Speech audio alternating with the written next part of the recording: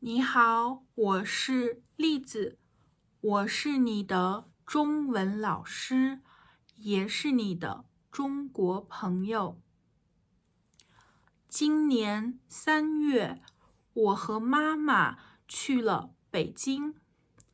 我们坐飞机去北京，坐了5个小时。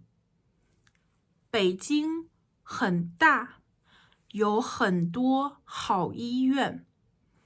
北京的大医院有中国最好的医生。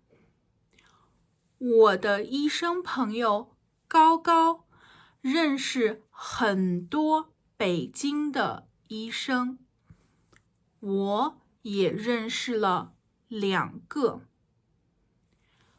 到了北京，我们坐出租车去医院。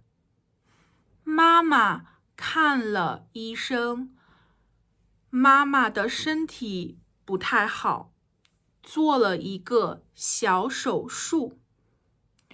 手术只有50分钟。妈妈在医院住了1周。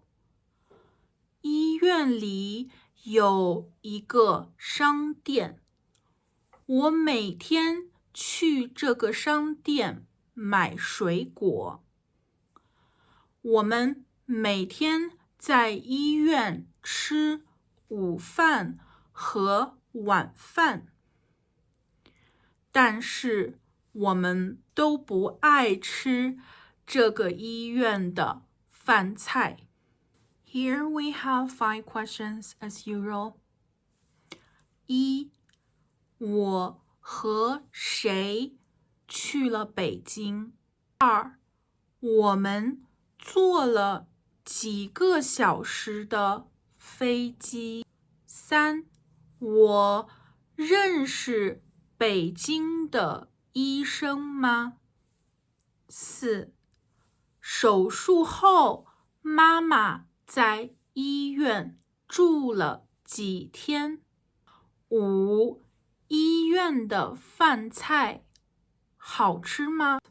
If you get all 5 questions correct, congratulations, and I'll see you in the next video. 再见。